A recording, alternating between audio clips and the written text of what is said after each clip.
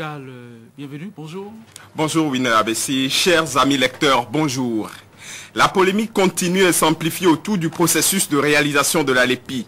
Les journaux parus ce matin y vont, chacun de son commentaire.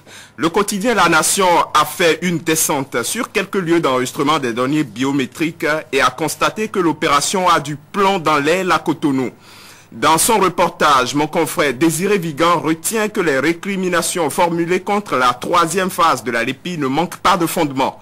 La photo publiée en manchette montre des opérateurs qui, tête baissée sur des tables, en plein sommeil. Nous les agents, nous sommes mécontents. Aucun agent de sécurité pour notre centre.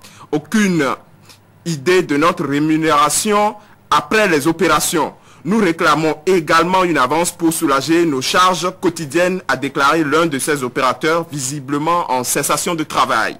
24 heures Bénin qui dénonce les mêmes irrégularités pense que ce sont des manœuvres savamment orchestrées pour exclure certains Cotonois du vote. Le quotidien fait remarquer qu'en 2006, il y avait eu 4674 votants alors qu'actuellement... Le quotidien fait remarquer qu'en 2006, il y avait eu 409 674 votants alors qu'actuellement, il y a moins de 222 000 recensés. Où est passée la différence, s'interroge le canard. Ce qui est plus grave dans toute l'histoire, c'est qu'on a arrêté 3 opérateurs qui, pour cause de grève, s'offusent la parution. La presse du jour dit avec précision que ces arrestations ont eu lieu hier à Agla et que les mis en cause seraient présentés au procureur aujourd'hui. Ainsi donc, la polémique continue et les positions se durcissent dangereusement, note la nouvelle génération.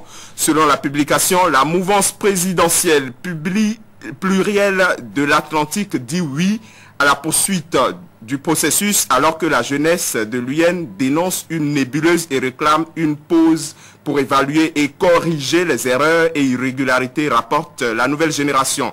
La J1, Jeunesse de l'Union fait la Nation, était en point de presse hier où ils s'en sont vivement pris aux partenaires techniques et financiers tout en décriant une LEPI non consensuelle, écrit aujourd'hui au Bénin. Dans cet imbroglio, l'Indépendant nous apprend qu'il y a quand même affluence dans les centres d'enregistrement et que les populations de l'Atlantique littoral disent oui à une LEPI. Cet avis est évidemment loin d'être partagé par l'Union fait la Nation, dont les leaders ont prévu de marcher sur la présidence demain jeudi pour fustiger les dérives de l'opération. C'est Nord-Sud Quotidien qui nous annonce cette nouvelle. Mathurin Kofi Nango, lui, n'a pas intérêt à manifester contre la LEPI, bien au contraire. La nouvelle génération nous affirme ce matin que le président de l'Assemblée nationale estime que la LEPI est utile et indispensable.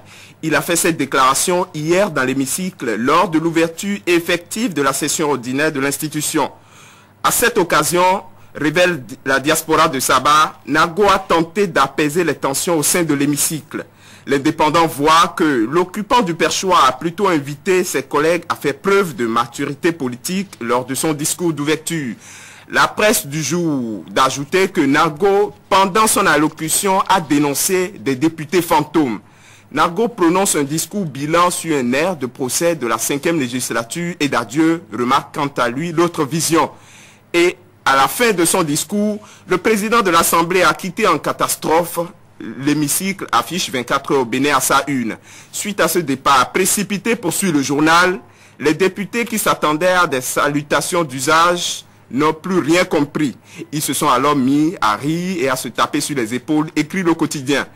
Une affaire qui ne fait pas rire cette fois-ci, c'est les braquages qu'il y a eu encore hier à Cotonou. Et ce acte de banditisme ne semble pas tout à fait clair pour les confrères. 2 opératrices économiques, et curieusement toutes, soutiennent le camp présidentiel. Cambriolage à connotation politique, choisit de titrer le matinal. L'Aurore qui placade le même titre informe que vendredi, une grande importatrice de riz, connue sous le nom de Diffésie, a été dépossédée de son véhicule par la pègre. Hier, poursuit le journal, c'est le magasin de Ibi Koulé Karamatu qui a été attaqué avec plus de 63 millions apportés. Est-ce un hasard ou une coïncidence, se demande alors mon confrère. En plus de ces cas suspects évoqués par Fraternité dans sa parution, la publication rapporte aussi le cas qu'il y a eu dans la même journée d'hier à Missebo. Et là, plusieurs millions ont été emportés avec une victime criblée de balles.